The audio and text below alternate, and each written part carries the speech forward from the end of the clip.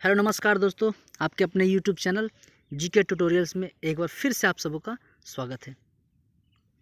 तो हर बार की तरह हम फिर आप लोगों के सामने एक बार वीडियो लेकर आए और इस वीडियो में एक नए तरह के प्रश्न और उत्तर के बारे में हम लोग जानेंगे। जैसा कि आप लोग थंबनेल में देखे होंगे, उसी के बारे में चर्चा करेंगे। तो चलते हैं। और उससे पहले दोस्तों, जो नए लोग होंगे वो इस वीडियो को सब्सक्राइब कीजिएगा और साथ में बेल आइकन जरूर दबाइए, ताकि जो भी हम प्रश्न डालें, वीडियो डालें, सबसे पहले आप तक पहुँचे।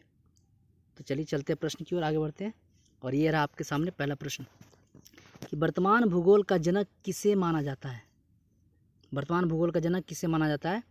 Option A von Humboldt, option B Eratosthenes, option C Posidonius या ऑप्शन डी एनेक्जीमिंडर। आपको बताना है कि वर्तमान भूगोल का जनक किसे माना जाता है। और साथ में सब्सक्राइब कीजिएगा, साथ में बेल आइकन को भी दबाइएगा और लाइक भी कीजिए, जितना हो सके शेयर कीजिए। चलिए चलते हैं इसके उत्तर के बारे में। और ये रहा आप लोग का उत्तर, ऑप्शन ए वान हम्बोल्ट, ये वर्तमान भूगोल के जनक हैं।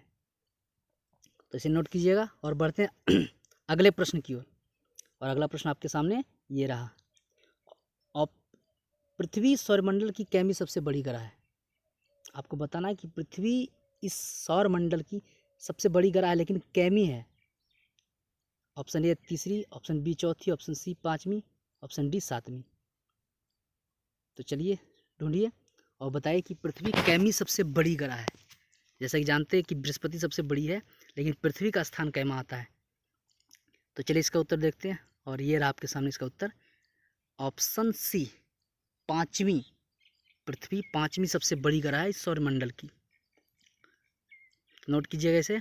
और फिर बढ़ते हैं हम अगले प्रश्न की ओर। और ये रहा अगले प्रश्न आपके सामने, प्रश्न 3 कि सूर्य और पृथ्वी के बीच की दूरी कितनी है।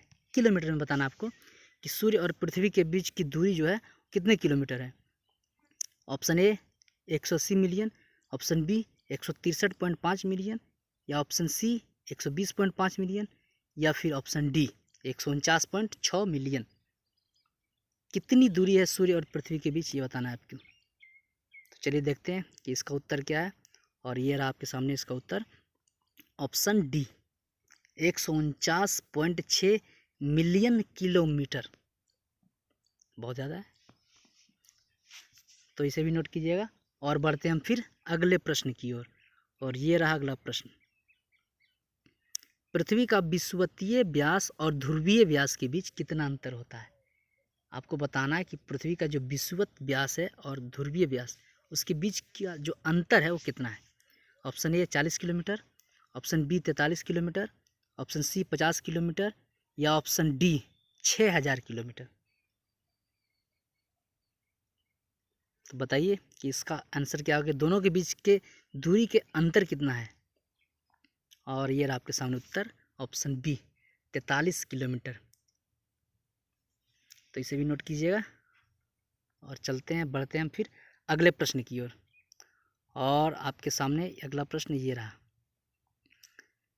कि आकार एवं बनावट की दृष्टि से पृथ्वी किस ग्रह के समान है। आपको बताना, आकार और बनावट की दृष्टि से पृथ्वी किस ग्रह के समान है। ऑप्शन ए शुक्र ग्रह, ऑप्शन बी मंगल ग्रह, ऑप्शन सी बुध ग्रह, या ऑप्शन डी अरुण ग्रह। और हाँ दोस्तों, जो नए होंगे इस चैनल को सब्सक्राइब जरूर कीजिएगा और साथ में बेल आइकन को भी दबाइएगा और लाइक भी कीजिए, जितना हो सके शेयर कीजिए, ताकि हम भी मोटिवेट होता रहें और प्रश्न लाते रहें आपके सामने। और इसका उत्तर आपके सामने ये रहा, ऑप्शन ए शुक्र एकमात्र ऐसा ग्रह है जो बनावट में अगर देखा जाए तो पृथ्वी के जैसा है और आकार में भी। तो चलिए फिर हम बढ़ते हैं अगले प्रश्न की ओर। और ये रहा आपके सामने अगला प्रश्न कि पृथ्वी के अब तक वर्तमान में कितने उपग्रह खोजे जा चुके हैं। आपको बताना है कि हमारी जो ग्रह पृथ्वी है उसके अब तक कितने उपग्रह खोजे जा चुके हैं। ऑप्शन ए 3 उपग्रह, ऑप्शन बी 4 उपग्रह, ऑप्शन सी 2 उपग्रह, या ऑप्शन डी 1 उपग्रह। कितने उपग्रह पृथ्वी के अब तक खोजे जा चुके हैं वर्तमान में। तो चलिए देखते हैं इसका उत्तर क्या है। और आपके सामने इसका उत्तर ये रहा, ऑप्शन डी केवल 1 उपग्रह, जिसे हम लोग कहते हैं चंद्रमा। वही एक उपग्रह है जो हमारी पृथ्वी का है और अभी तक कोई खोजा नहीं गया है। तो चलिए बढ़ते हैं फिर अगले प्रश्न की ओर। पृथ्वी को जल की उपस्थिति के कारण क्या कहा जाता है? जैसा कि आप लोग जानते हैं कि पृथ्वी पर लगभग 70%, 3 भाग यानी 70% पे सिर्फ जल ही है। तो उसके कारण उसका नाम क्या है, क्या कहा जाता है उसे?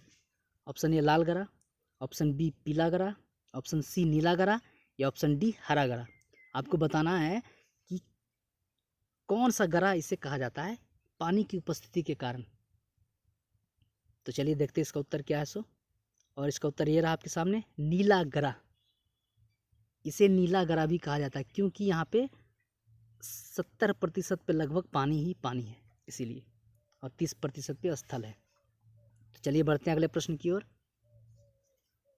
पृथ्वी के सबसे निकट का तारा इनमें से कौन सा है? अब ये बताना है कि आपको कि पृथ्वी के सबसे निकट एक तारा है, वह कौन सा तारा है?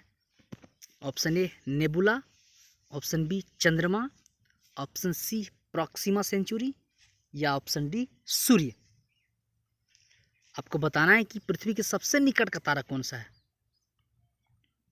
तारा अलग होता है, ग्रह अलग होता है, उपग्रह अलग होता है। तो चलिए देखते हैं इसका उत्तर क्या है। और ये रहा आपके सामने इसका उत्तर, ऑप्शन डी सूर्य।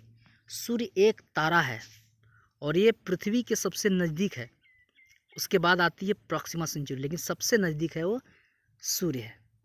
तो चलिए बढ़ते फिर अगले प्रश्न की ओर। और ये रहा अगला प्रश्न कि पृथ्वी को सूर्य के चारों ओर परिक्रमा करने में कितना समय लगता है? पृथ्वी को सूर्य के चारों ओर परिक्रमा करने में कितना समय लगता है?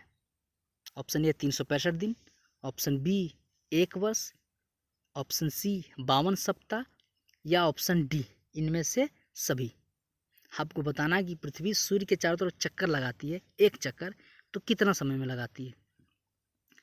चलिए देखते हैं इसका उत्तर क्या है। और यह रहा आपके सामने, ऑप्शन डी इनमें से सभी। 1 साल कहें या 365 दिन कहें या 52 सप्ताह कहें या 12 महीना कहें, सभी एक ही होता है। तो इसका उत्तर होगा इनमें से सभी। तो चलिए अब बढ़ते हैं अगले प्रश्न की ओर। और ये रहा आपके सामने कि पृथ्वी अपनी अक्ष पर एक चक्कर लगाने में कितना समय लगता है?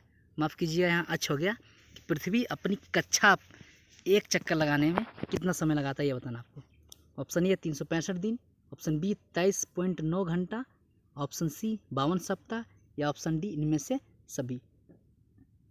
आपको बताना है कि अपने अक्ष पे जहाँ पे पृथ्वी है वहाँ पे घूमने में कितना समय लगाती है।